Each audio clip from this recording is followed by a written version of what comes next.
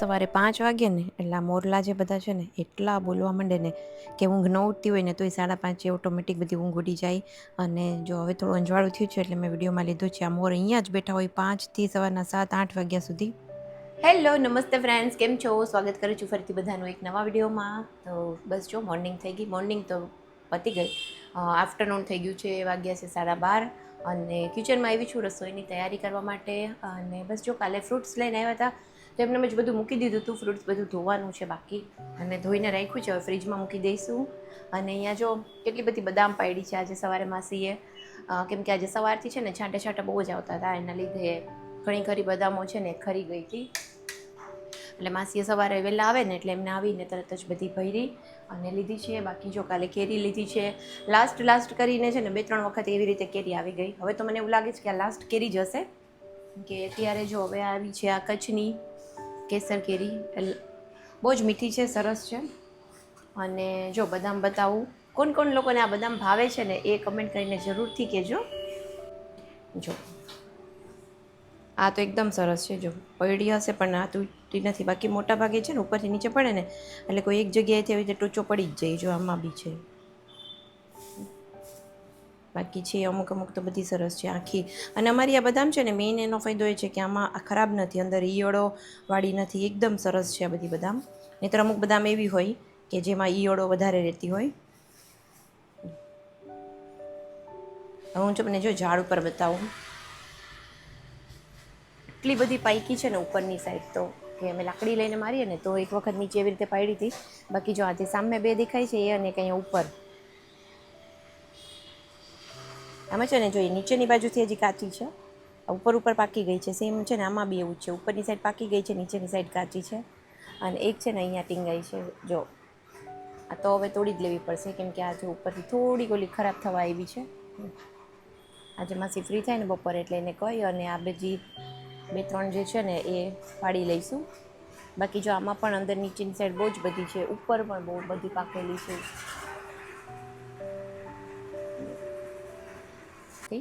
અને જો મસ્ત મજાનું વેધર છે, થોડો એવો છાંટા હમણાં વરસાદ આવી અને ગયો છે, વધારે વરસાદ આવતો નથી એટલે ગરમી પણ બહુ જ લાગે છે. તો ચલો હવે જઈએ કિચનમાં અને લંચની બધી તૈયારી કરીએ. તો પ્રહાનભાઈ તો સ્કૂલે જતા રહ્યા છે અને હવે લંચની તૈયારી કરવાની છે. તો બસ જો હું અહીં આવી છું, દૂધ પણ ગરમ થઈ ગયું છે, રોટલીનો લોટ પણ માસીએ બાંધી લીધો છે. આજે માસીને બેંકનું કામ હતું ને એટલે એ ગયા હતા એટલે એમને પણ થોડું લેટ થયું છે. એટલે બસ હવે પોતા કરી અને રોટલી કરશે અને મીનવાઇલ એમની સાથે હું પણ રસોઈ સ્ટાર્ટ કરી દઈશ. સો ચાલો આપણે મળીએ થોડી વાર પછી. જો ફ્રેન્ડ્સ, આ વાળી ખારેક છે ને આટલી મીઠી છે ને, બહુ જ સરસ છે આ ખારેક. અને લીધા છે પ્લમ. અત્યારે આ સિઝનમાં છે ને પ્લમ બહુ જ સારા ખટ્ટા મીઠા ફ્રૂટ્સ. જો ગુલાબ છે,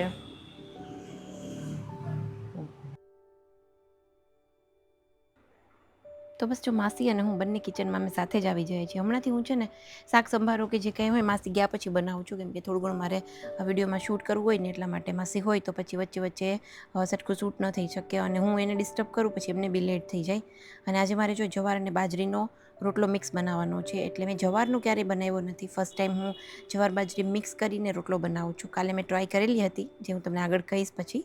અને થોડું પાણી નાખતું જવાનું અને લોટને છે ને પ્રોપર મસળવાનો. મારા મમ્મી એમ કે બહુ જ જવાર બાજરીનો લોટ હોય ને એને એકદમ જેટલો મસળીએ ને એટલો જે આપણો રોટલો છે ને એ સરસ થાય અને એમાં ક્રેક્સ ન આવે અને ફાટે નહીં પછી.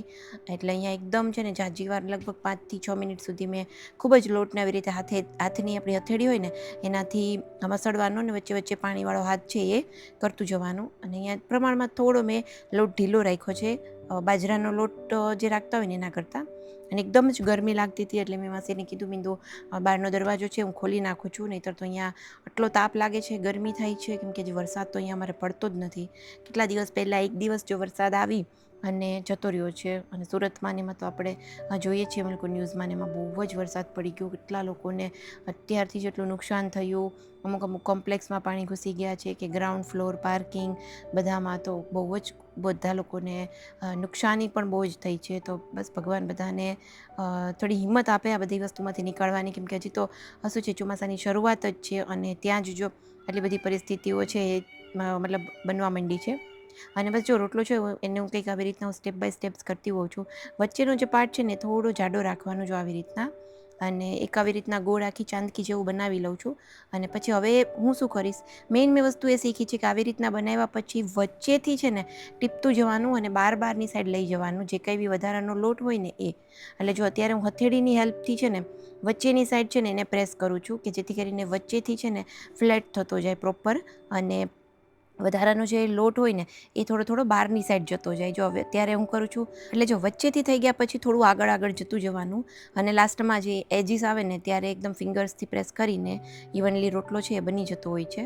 એટલે આ રોટલો છે ને એ કોઈના સમજાવ્યાથી કદાચ મને નથી લાગતું કે કોઈ બનાવી શકે, જોવાથી પણ બનતો નથી. એને જેટલી પ્રેક્ટિસ કરીએ ને આપણે પોતે એટલો એ પરફેક્ટ છે ને આપણે બનાવી શકીએ. ને ક્યાં અટકીએ છીએ ને એના માટે પણ આપણે છે ને પ્રેક્ટિસ જ કરવી પડે. એટલે જો મારો રોટલો બની ગયો છે. અને હા, એક મેઇન વસ્તુ મેં જરૂરથી માર્ક કરી છે કે રોટલાની જે તાવડી હોય છે ને આપણે એ ફૂલ તપેલી હોવી જોઈએ. એકદમ તપેલી હશે ને તો રોટલામાં ભમરો નહીં પડે. મારે શરૂઆતમાં રોટલો ટીપાઈ જતો હતો, બટ મારે ભમરો પડતો હતો. મને એમ થાય આટલી બધી તાવડી ગરમ હોય તો રોટલો બળી જશે, તો હું તાપ છે ને ધીમો રાખતી. એટલે ત્યારે મારે રોટલામાં જે વચ્ચે છે ને એ હવા આવી જતી હતી. એટલે હંમેશા તાવડી છે ને એકદમ ફૂલ ગરમ જ રાખવાની. અને જો એકદમ એક પહેલો રોટલો બની ગયો છે, મસ્ત ફૂલ્યો તો ફ્રેન્ડ જો 2 રોટલા બન્યા છે, જુવાર અને બાજરો મિક્સ કર્યો છે આજે. અને એટલી ગરમી થઈ ગઈ છે.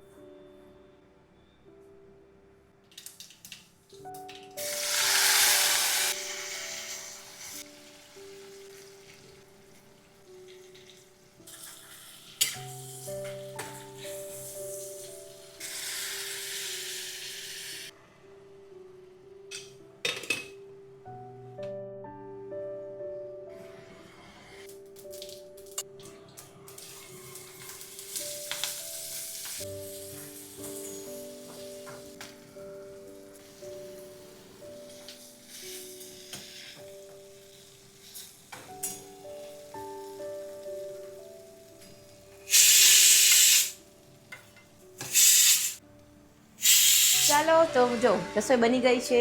શાક, સંભારો, રોટલી, રોટલા અને કેરી. તો જો અહીંયા મસ્ત જો રીંગણાનું શાક છે. ચાલો નજીકથી તમને બતાવું.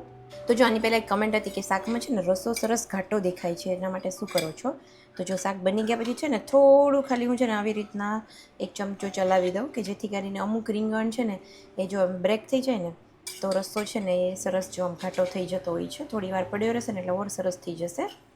બાકી જો અહીંયા છે સંભારો. સંભારા માટે મને બહુ રિક્વેસ્ટ આવતી હતી એટલે આજે મેં શેર કર્યો છે. અહીંયા છે કચ્છની મસ્ત કેરી, એટલી મીઠી છે ને શું વાત કરું. અને અહીંયા 2 રોટલા બનાવ્યા છે મસ્ત, અને બાકી નીચે રોટલી છે. ચાલો આ તો આજનું આપણું લંચ. તો હમણાં પ્રહાન આવે ને એટલે અમે જમી લેશું.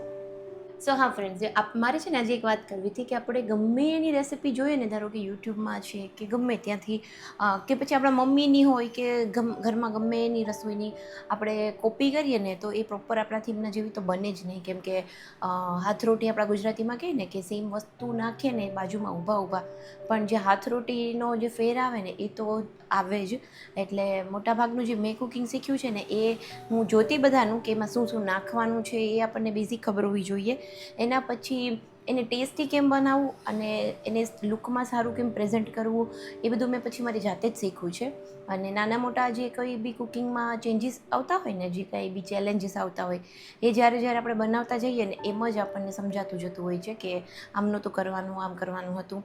કાલે જ છે ને મેં જુવાર અને બાજરાનો જે મિક્સ લોટ હતો ને એનો મેં રોટલો બનાવ્યો. તો કાલે મારે એવું થયું કે નોર્મલ જે હું બાજરાનો રોટલો બનાવું ને એના જેટલો જ મેં લોટ રાખ્યો હતો, તો એમાં ક્રેક્સ આવતા હતા પ્રોપર છે ને આમ ટીપી નહોતો શકાતો. એટલે મને સમજાણું કે લોટ છે ને કડક રહી છે. એટલે આજે મેં શું કર્યું, આજે મેં થોડોક એને ઢીલો રાખ્યો. તો આજે જો પ્રોપર સરસ રોટલા બની ગયા. એટલે આજે મેં ટ્રાય કરી ને પહેલી વખત. કાલે મને સમજાઈ ગયું, પછી આજે મેં એ રીતના ટ્રાય કર્યું કે ચલો હું એ રીતે ટ્રાય કરું, કંઈક એનો ફોલ્ટ હશે તો પકડાઈ જશે. તો સેમ વસ્તુ આજે થઈ, અને આજે એટલે મેં ટ્રાય માટે નાના જ બનાવ્યા હતા, પણ તો પણ એ સરસ બની ગયા છે અને ફૂલ્યા હતા પણ.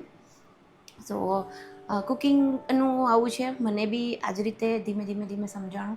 જ્યાં સુધી ટ્રાય ન કરીએ ને ત્યાં સુધી આપણને ના સમજાય. અને અમુક વસ્તુ જોવામાં બહુ ઇઝી લાગતી હોય, એમાં સ્પેશિયલી રોટલા એવું છે કે જોવામાં એટલા ઇઝી લાગે, આમ મજા આવે જોવાની. મને તો રોટલા જે કોઈ બનાવતું હોય ને, એકદમ ગામડાના જે મોટી ઉંમરના લેડીઝ હોય ને, ટીપીને મોટા મોટા રોટલા બનાવતું હોય, એ જોવાની મને તો બહુ જ મજા આવે એકદમ આમ. અને ત્યારથી જ મેં એવી રીતના જોયેલા છે ને, ત્યારથી મારા મનમાં હતું જ કે મારે રોટલા તો ગમે એમ શીખવા જ છે. અને એક મારી છે ને એવી છે જીદ કહેવાય કે એક સારી હેબિટ કહેવાય, કે જે હું આમ નક્કી કરી લઉં કે નહીં મારે શીખવું જ છે, એ પછી હું શીખીને બહાર કરું. અને જ્યાં સુધી આવડે ને ત્યાં સુધી એની પાછળ પડી જાઉં. કેટલા સમયથી હું રોટલાની પાછળ પડી જ ગઈ હતી, અને બસ જો એટલે અમને આવડી ગયો. એટલે ટ્રાય કરતા રહ્યો. જેમને બી મને કમેન્ટ્સ કરી હતી ને સ્ટેપ બાય સ્ટેપ શીખડાવો, આજે કદાચ મેં ટ્રાય કરી છે, બટ કોઈ જો પ્રોપર શૂટ કરવાવાળું હોય ને, કે જે એકદમ મારું ક્લોઝઅપથી રોટલો બનાવતી હોય બતાવી શકે આખું, તો હું જરૂરથી કોઈની મને કંપની મળશે ને તો એ રીતની એક વખત એનો આખો વિડીયો બનાવીશ. બાકી બસ જો ચાલો પ્રહારની વેઇટ કરીએ, એ આવે પછી અમે મમ્મી દીકરો જમીશું.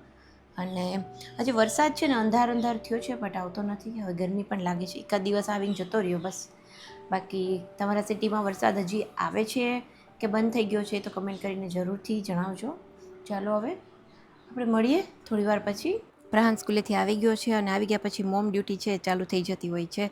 હું એને આવીને તરત જ એની પહેલાં તો બેગ ચેક કરું, લંચ બોક્સ એમાં તેને શું ખાધું છે, શું પાછું આવ્યું છે, એ બધું વસ્તુ પૂછું. સ્કૂલમાં શું કર્યું ને એને મૂળમાં હોય ને તો જવાબ દે, બાકી એમ જ કે કંઈ નથી કરાવ્યું. બસ એનું એક કોમન જ આન્સર હોય. કંઈક પૂછે ને એટલે એમ કે કાંઈ મજા ના આવી, કંઈ નથી કરાવ્યું ક્લાસમાં, બસ એવી જ વાતો હોય. પછી એમ કે તું જોઈ લે, ચેક કરી લે, જે કંઈ આવ્યું હશે એ બધું બુક્સમાં બેગમાં હશે જ. એટલે મોટાભાગે એનું હોમવર્ક કે જે કંઈ આવ્યું હોય ને હું તરત જ ત્યારે જ ચેક કરી લઉં, કે જેથી કરીને પછી આખા દિવસમાં એનું બીજું પ્લાનિંગ શું કરવાને એ ખબર પડે. ક્યારેક એવું થાય કે ક્યારેક હોમવર્ક હોય જ નહીં, અને બેગ લઈને જ્યારે બેસીએ ને સાંજે તો ખબર પડે કે હોમવર્ક જ નથી. અને બસ એમને હવે જો પ્રહારને જવું હતું વોશરૂમમાં, તો મને કે તારે યુટ્યુબમાં મારા વિડીયોઝ ન લેતી આવવા, હું કપડાં નીકાળું ને એવા. મેં કીધું તું ચિંતા ના કરે, બધી વસ્તુ હું ડિલીટ કરી નાખીશ. કે તું હોમવર્કને મારું બધું ચેક કરી લે, ત્યાં સુધીમાં હું થોડો ફ્રેશ થઈને આવું છું. એટલે બધી વસ્તુ કર્યું, અને થોડી વાર આવતા આવે તરત જ એ ન જમે ને 15-20 મિનિટ અડધી કલાક થોડો કામ આટા મારે, થોડું ફ્રેશ થાય, પછી ટીવી જોવે, અને પછી જઈને એને થોડીક સમજાવીને જમાડવો પડે. આમ તો ટિફિનમાં જે લઈ જાય છે ને સવારે એ બધું ફિનિશ કરીને આવે છે, કેમ કે પ્રોપર એને જે ભાવે છે ને એ જ ટાઈપનું આપું છું. અને બસ પછી જો એનું બેગ મૂકી અને બપોરે એને જમાડ્યું. અને આ બીજા દિવસનો વિડીયો છે. બીજા દિવસે મારી તબિયત ખરાબ થઈ ગઈ હતી, એપેન્ડિક્સનું ફરી પાછું મને પેઇન સ્ટાર્ટ થયું છે. એટલે આ વખતે મેડિસિન કામ નહોતી કરતી, એટલે પાઇન્ટ ચડાવ્યો હતો. અને બસ જો મારા સ્ટાફના બેનો સાંજનો ટાઈમમાં માસી ફ્રી થઈ ગયા ને, એટલે બહુ જ બધી બદામ હમણાં પાકી છે, તો આમને નીચે પડી જાય છે. એના કરતાં કે લાકડીથી પાડીએ તો બધાને થોડી બધા સ્ટાફના લઈ લઈએ. એટલે નીચે જે માસી છે ને એ પણ મારે સ્ટાફવાળા જ બેન છે. એટલે જો બહુ જ બધી બદામો એ લોકોએ સાંજના ટાઈમ પર પાડી હતી. અને બસ મેં ખાધી, મારા મમ્મીને મોકલી જુનાગઢ, અને પ્રહાને પણ ખાધી, અને સ્ટાફમાં પણ બધાએ ખૂબ અત્યારે ખાય છે. કેમ કે ખૂબ જ એકસાથે લગભગ છે ને 25-30 જેટલી બદામો પડે છે. તો જો આટલી બદામ છે અમારા માટે રાખીને એ લોકો ગયા છે. તો બસ ચાલો ફ્રેન્ડ, જો આ વિડીયો આપણે અહીંયા જ એન્ડ કરીએ. વિડીયો ગમ્યો હોય તો વિડીયોને લાઇક કરજો, શેર કરજો. ચેનલ પર નવા હોય તો ચેનલને સબસ્ક્રાઈબ પણ જરૂરથી કરજો. જલ્દીથી મળીશું. Bye bye.